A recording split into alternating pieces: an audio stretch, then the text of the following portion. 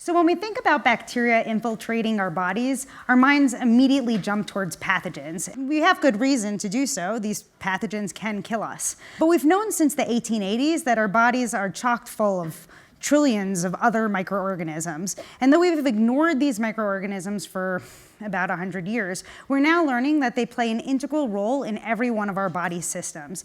They influence whether or not we get atherosclerosis, whether our bones are brittle, and they even touch upon what it is to be human, our brains and our behaviors. Since we've been focusing on these pathogens for so long, we've developed an arsenal of products, hand sanitizers, antibiotics, disinfectants, antiseptics, and these have all been very good at killing pathogens, but they've also taken a toll on our natural microbiome. And it's now thought that these products have fueled the rise in asthma and allergies. So we're learning that children especially need to be exposed to natural microorganisms, but we don't actually know yet what constitutes a good exposure.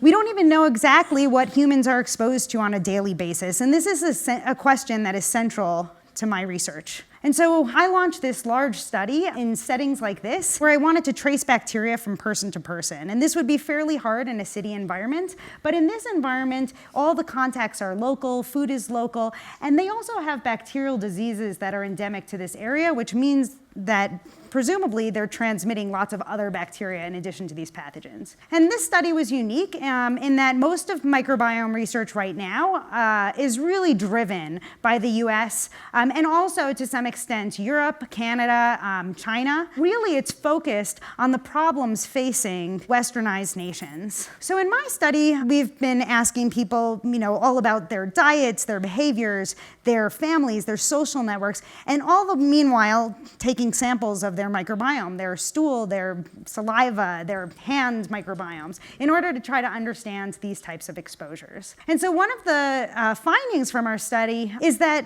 the microbiomes of developing world populations are categorically different than those that we see in westernized populations. And this isn't too surprising given the drastic differences in lifestyle. Another impact of our study is on our notions about whether or not the microbiome is static. It is not the case that we're born and we acquire microbes that we harbor throughout our lives. Our microbiome, the composition of our microbiome is shaped by the places that we live and by our intimate relationships with each other, with our friends, with our family, with our spouses, even with our pets, and not without impact on our health. And we can see this most strikingly when we use mouse models. These mice are genetically identical, and we put them in one cage, but the critical difference is that they have different microbiome compositions. One of them has a microbiome composition that can impart obesity, ulcerative colitis, or make their cancer drugs more effective, and they can transmit those phenotypes to their co-housed cage mates. And we want to now understand how this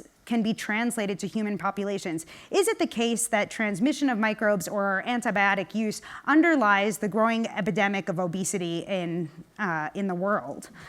And so I've told you that microbiomes are malleable, and we're actually harnessing this fact with something called fecal microbiotic transplants. And it's exactly what it sounds like. We take stool from one person and we put it in another person. And though this is crude and gross, it's been wildly successful in curing certain bacterial disorders that are uncurable by our antibiotics. It has risks similar to blood transfusions, and so we want to go to a more controlled system. We want to identify specific organisms that elicit health benefits, or the specific compounds that we can provide in exact dosages for people to elicit these benefits.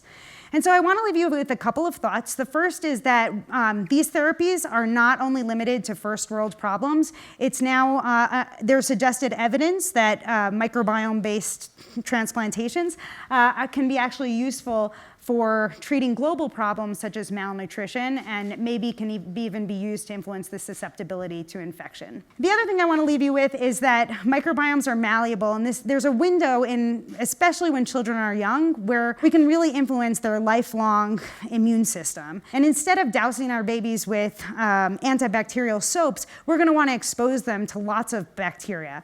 We're reaching an age where we're going to go to the doctors and get our microbiomes tested every year, and we're going to be taking microbiome-based therapeutics for a whole wide range of disorders. Thank you.